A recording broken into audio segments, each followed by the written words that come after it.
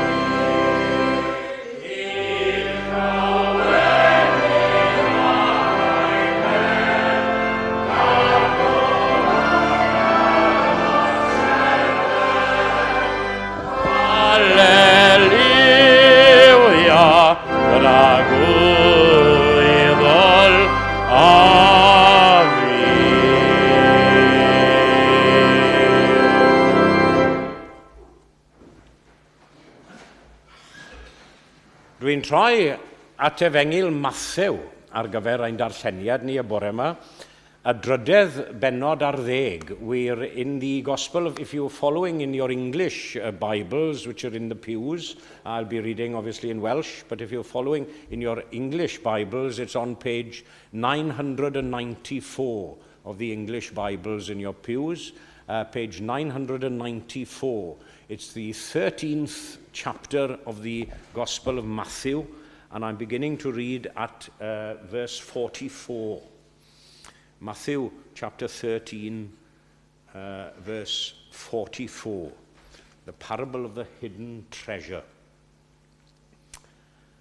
Y mae teyrnas nefoedd yn debyg I drysor wedi ei guddio mewn maes. Pan ddaeth rhywun o hyd iddo fe'i cuddiodd, ac yn ei lywenydd mae'n mynd ac yn gwerthu'r cwbl sydd ganddo ac yn prynu'r maes hwnnw. Eto, y mae teyrnas nefoedd yn debyg i fasnachwr sy'n chwilio am berlau gwych.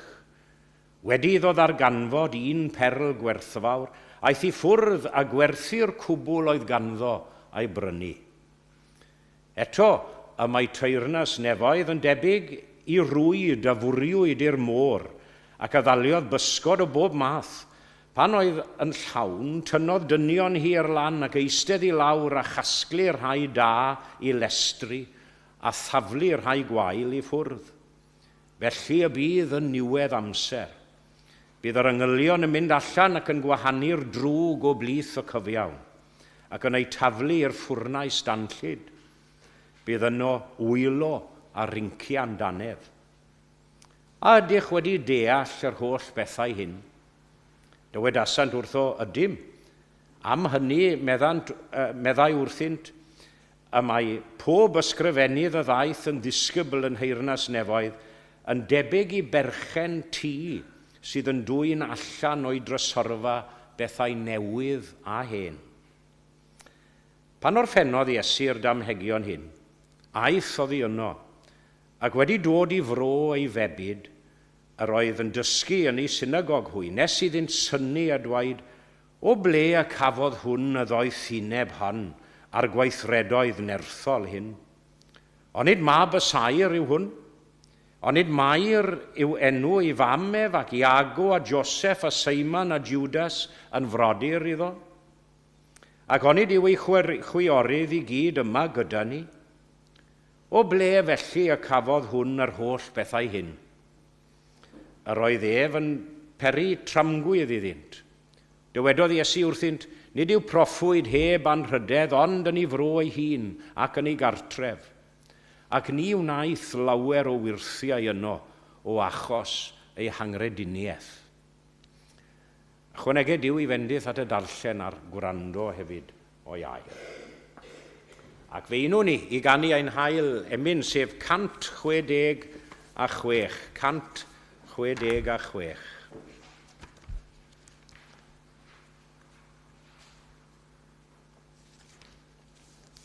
Geiriau Williams, Pantacelyn, ni fethodd gweddi dair erioed a chyrraedd hyd y nef, ac mewn cyfyngder fe wnaed rhed yn union at o ef. Mae ei ffyddlondeb fel y môr, heb fesur a heb drai, a'i drigareddau hyfryd sy'n dragywydd yn parhau. 166.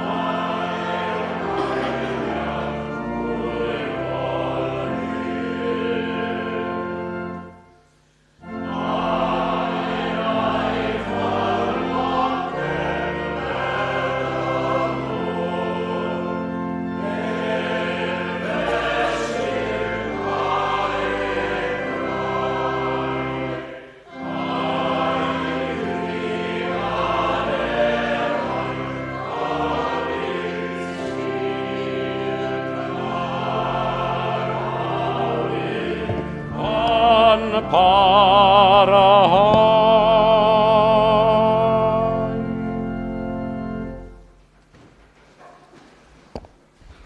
Ac yn sŵn yr emyn yna ni fethodd gweddi dair erioed a chyrraedd hyd yn ef e trown unnau ein gwynebau at orsedd gras mewn gweddi. Let us turn now to God in prayer. Cydweddiwn. Dew a thad ein harglwydd Iesu, ni'n gweddio nawr ar ei ti feddiannu'r oedfa hon fel petai. Ith ddibenion ac ith bwrpas ti dy hun.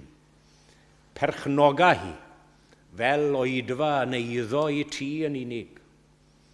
A chyna'r thwya ni nawr trwy gyfrwng yr oedfa newydd hon i sylweddoli ein breintiau a'n bendithion amlwg ni fel cael ein galw yn feibion ac yn ferched i ti. Ond ynglwm gyda'r breintiau a'r bendithion mae yna gyfrifoldebau a dyletswyddau yn perthyn i ni hefyd. Loving God, we thank you for the many different ways in which you speak to us. Through the scriptures, through the reading we had this morning, through our prayers now offered to you, through the hymns we sing, and through our fellowship with each other, but more importantly, our fellowship with you. We thank you for the ways you have spoken to your people throughout the ages, and the ways you continue to speak to us today. And we pray now for you to open our ears and hearts to receive that message once again today. Diolch i ti am dy ofal a thamddiffyn trosom. A rwy ti yn cofio amdano ni hyd yn oed pan fyddwn ni yn aml yn anghofio amdano ti. Maddau ni o arglwydd am ddibrisio y cariad hwnnw mor aml. Edrych arno ni eto mewn trigaredd, ar drigaredd ac ar fyddeiant yr ydym oll yn byw. Ac i ni'n gweddio nawr ar i ni deimlod y bresenoldeb yn symud yn ein plith ni y bore yma, trwy rym a dylanwad yr ysbryd glân, yn dod ato ni o'r newydd. I ni'n gweddio ar i ti ein harwain, ein dysgu, ein bywio cau ni, a'n hadnewyddu ni yn y ffydd. Boed i'r cyfan nawr ewneir ac y ddywedir i fod dogoniant di ac lledaeniad dy deyrnas di. Lord God, we pray and ask for your help as well during those times when perhaps to us you seem far away as well. The times when we do find it difficult to hear your voice. Those times perhaps when we may feel alone and far from you. Give us now the strength and courage to seek your guidance, to ask for your guidance. And when there are things which come between us and you, creating a barrier, as it were, between us and you, we ask you to move that barrier and to be with us, and for us to feel that presence and those everlasting arms underneath us. I ni'n gweddio yn dair fel ymhob oedfa dros lwyddiant yr Efengil. Dros lwyddiant yr Efengil yn y lle hwn yn benodol yn yr eglwysi Cymraeg yn Llundain, y dystiolaeth Gristnogol drwy gyfrwng y Gymraeg, a thrwy dy eglwys yn fyd eang. Byw had y waith o arglwydd mawr dros holl derfynau deiar lawr, ond ni'n sylweddoli o arglwydd daw ddim o hynny nes bod y gwaith yna'n cael i bywio cau yn ein calonnau ninnau nawr, fel mae'r emyn yn mynd mlaen i ddweud. We think especially of those in need this morning. We think of fellow members here at Eglwys Gymraeg Canol Llundain. We reach out to them now in prayer and hope that they feel your presence and the fact that we are thinking of them now during this service. We think of the sick and the infirm in our society in general, the lonely and the sad. A rai hynny, ysgwedwyd amdani nhw sy'n crefu am y nos ac yn disgwyl am y wawr. Bydd gyda nhw nawr, yn agos atyn nhw, yn ddiw hawdd i gael mewn cyfyngder. Ac yna'n olaf o arglwydd, wrth i ni gyflwyno eraill ger dyfrannu, ni yn cyflwyno ein hunain hefyd, mewn gweddi ac mewn addoliad. Ymwel yn ni o'r newydd, ymwel yn ni yn dy drigaredd ac yn dy fyddeiant. Derbyn ni, cod ni, cymodi ni unwaith eto a thi dy hun, a hynny yn a thrwy dy fab Iesu Grist. A gofyn nhw'n hyn oll yn ei enw glân a sanctaidd ef. Amen.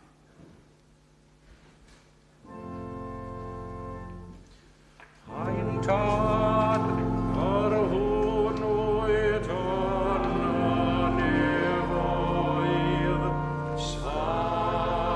sanctaidd ierna enw deled air nas wneler da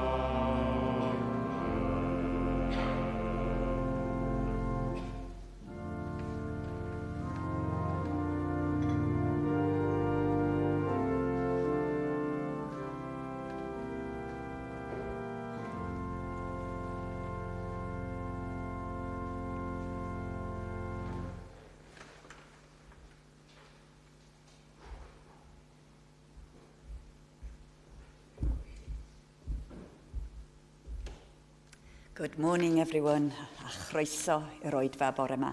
Fel oedd Rob yn dweud, warm welcome to our visitors. And please do come and join us for a cup of tea and an opportunity to have a chat afterwards, after the service. Diolch i'n gwneidog am ein harwain ni y bore yma. Our minister will also be with us for the 4:30 discussion group and the evening service at 6 o'clock. Paul, many thanks to you for playing this morning, but also for organising that wonderful concert a week ago. Thomas Trotter will be ringing in our ears for quite a while, but thank you, it was splendid, and I know there was a lot of work involved, and we appreciate it. Thanks, Paul. In the coming week, usual pattern of services, so Wednesday, midday, midweek, a short service followed by fellowship, Then next Sunday, our minister will be with us for the morning and evening service. Just a few dates for the diary. So 19th of July will be our next organ recital here, given by Alistair Stone. He's an organ scholar from Pembroke College, Oxford. Yna, nos lun, 24 o Orffennaf, bydd Côr Llundain yn trefnu ymarfer agored, gwahodd ffrindiau a teulu i wrando ar ei rhaglen ar gyfer yr Eisteddfod Genedlaethol, a bydd hynny 7:45 i 7:45. So, as I was saying, do come and join us for a cup of tea, and now we'll come round for the collection.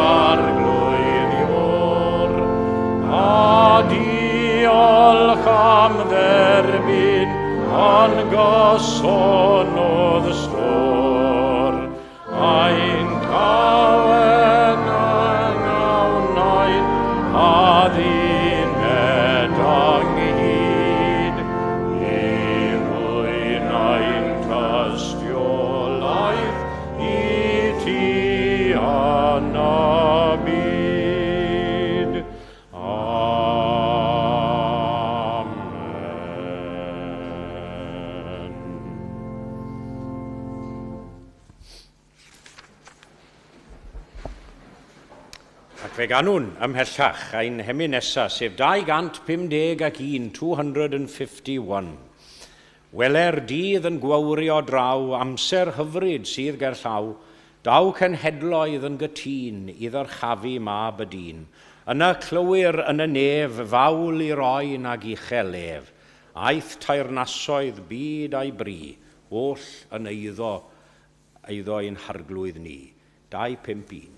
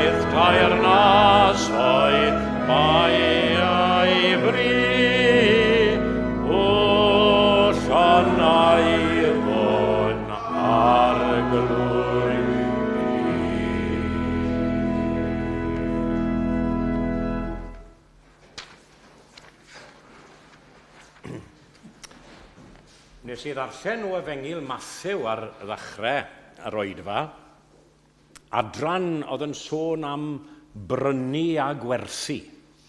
That section of Matthew which I read at the outset of the service, which talked a lot of buying and selling different things, different commodities. Ond dwi ddim am aros gyda'r geiriau yna, ond geiriau eraill o'r Hen Testament, o lyfr y Dearhebion, from the book of Proverbs. I often turn to the book of Proverbs, good counselling from the book of Proverbs. A dyma cyngor da, unwaith eto, dyma'r geiriau. Pryn wirionedd, neu pryn y gwir, a phaid ei werthu. Buy the truth, and do not sell it. Those are the words we read in Proverbs 23, verse 23. Nawr, yn anffodus, oherwydd y streiciau tren lenni, chawson ni ddim o'r cyfle i gyrraedd Caer Gaint, do fe, ar ein taith gymdeithas.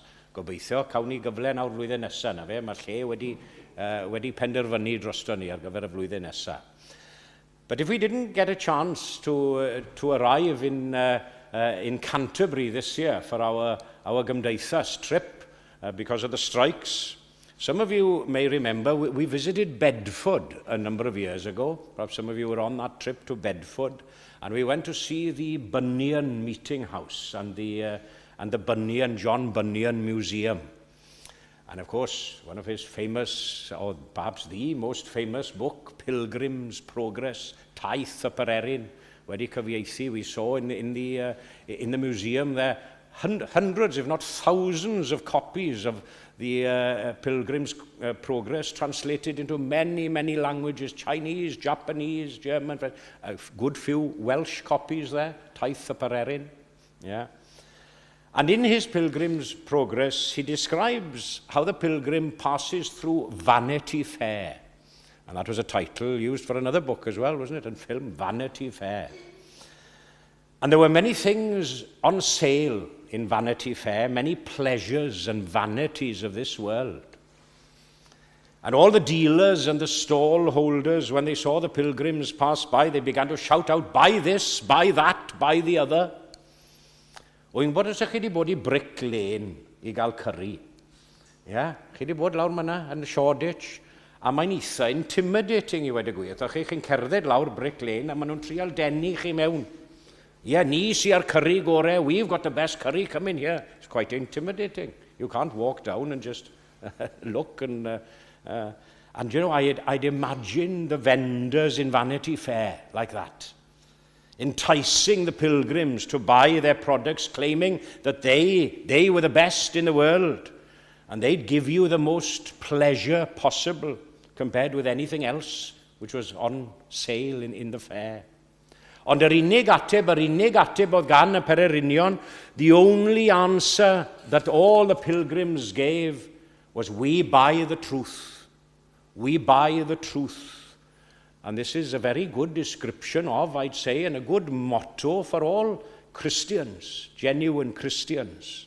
What we should aspire to at all times, pryn wirionedd, a phaid ei werthu, buy the truth, and do not sell it. And we are surrounded, aren't we, in this life, I'd say, by vendors of all different kinds, trying to sell us all sorts of different things. But you know, you won't go far wrong, cost what it will, not in money terms, if you seek to buy the truth. Dyma rhywbeth sy'n rhaid i brynu mewn gwirionedd, a rhywbeth sy'n rhaid i gadw a phaid ei werthu chwaith. Beth yw'r commodity yma? What is this commodity? Because we buy commodities, they say money is a commodity. What's spoken of? What is this commodity? That's my first consideration for you this morning. Buy the truth. Buy the truth. And you know, I'd say at the outset like this, never be afraid of the truth. Never be afraid of the truth. Never be afraid either of having your own, perhaps, prejudices and standpoints knocked on the head if they turn out to be not the truth.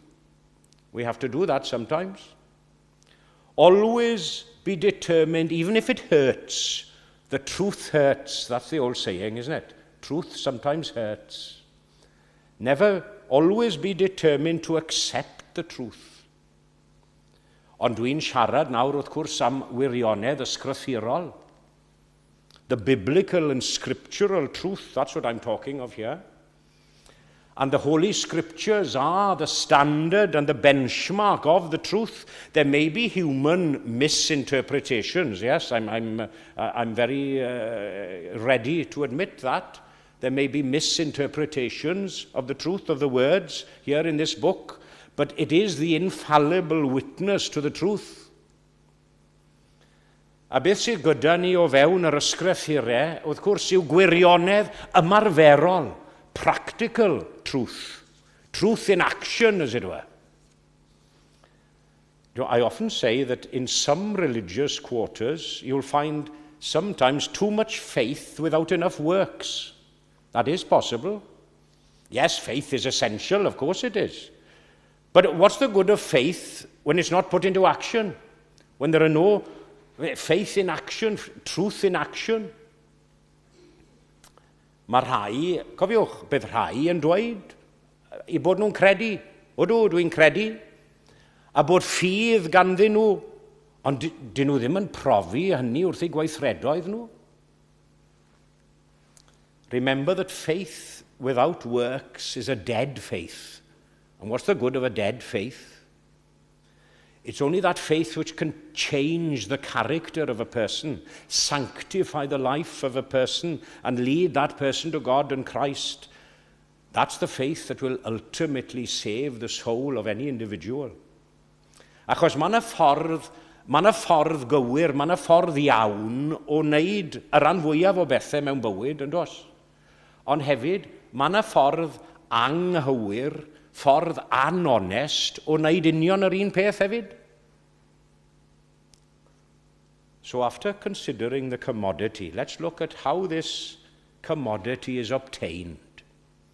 Sut dewn ni o hyd i'r peth yma, i'r gwirionedd.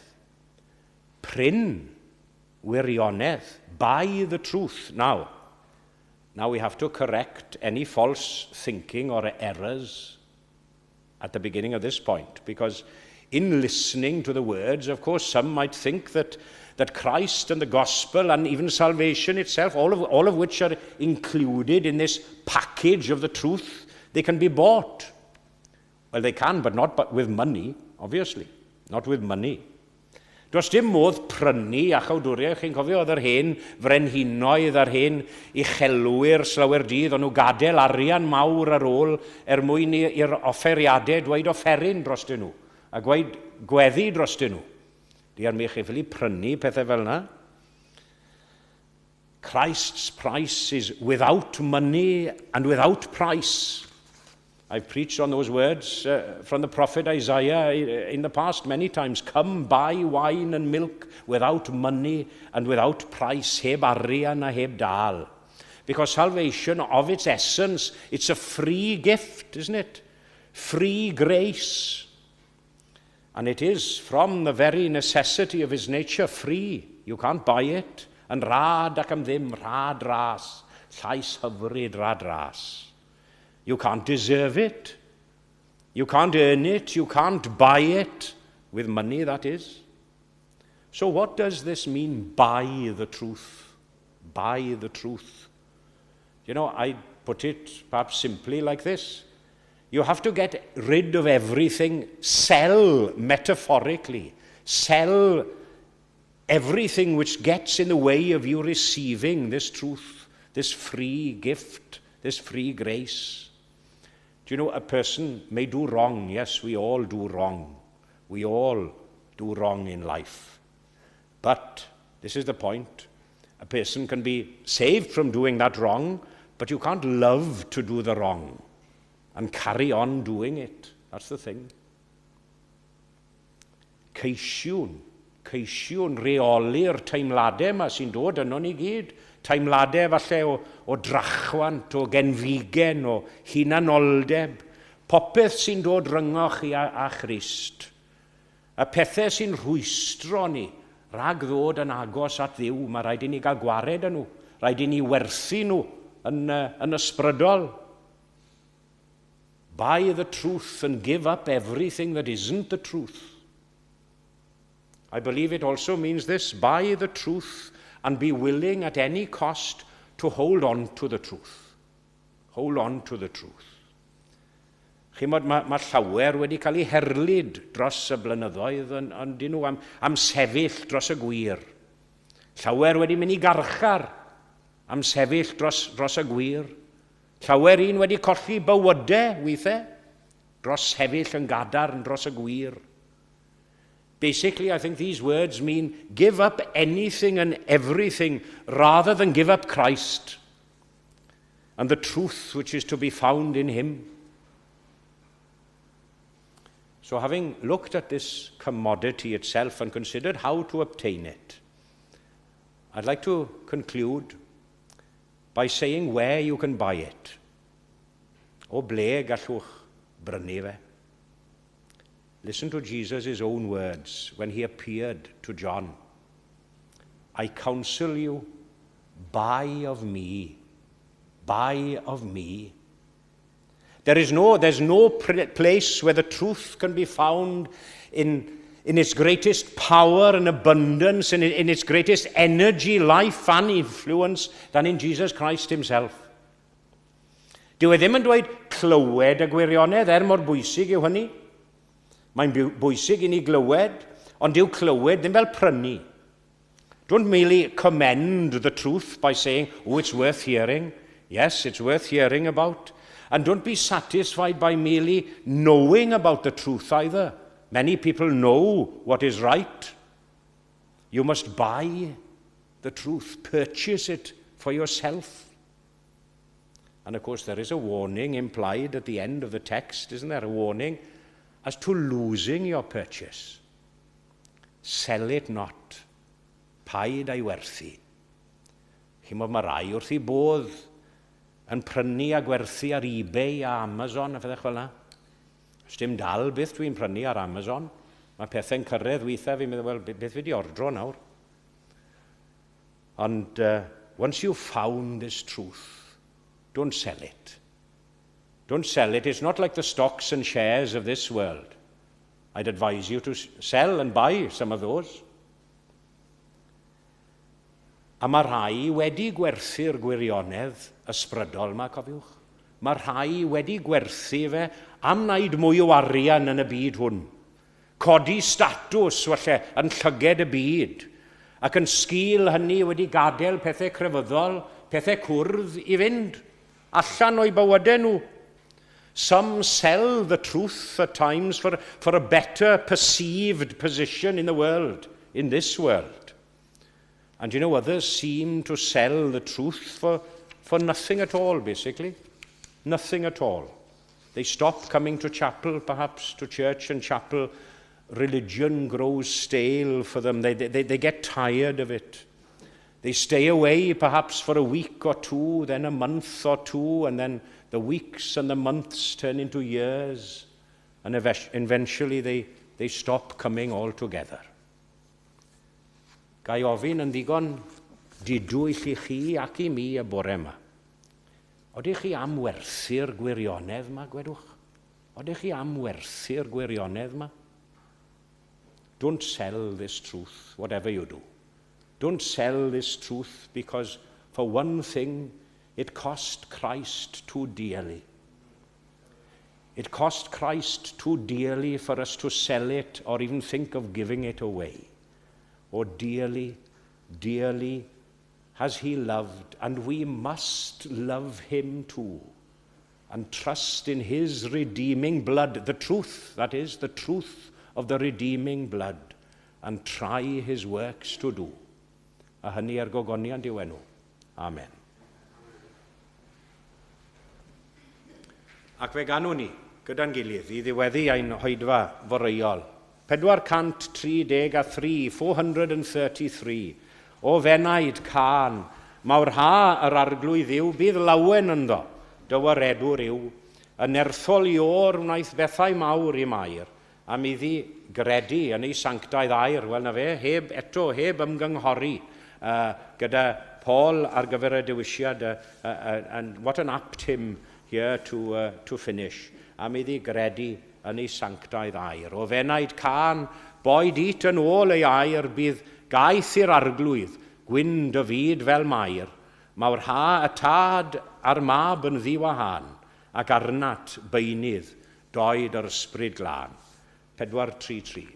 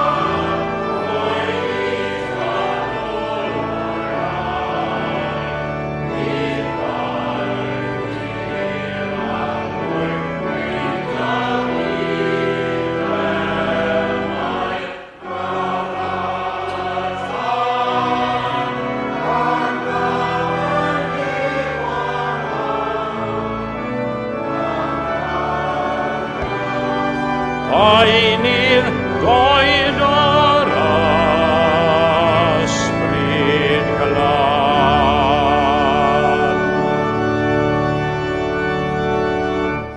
Gawn ni roi ein gofal nawr i'r arglwydd. Let us commit ourselves to God in prayer. Buy the truth and do not sell it. A bydd gyda ni nawr o arglwydd a gras ein harglwydd ni Iesu Grist a chariad Duw a chymdeithas yr ysbryd glân a fo gyda ni oll o'r awr hon hyd yn oes oesoedd. Amen.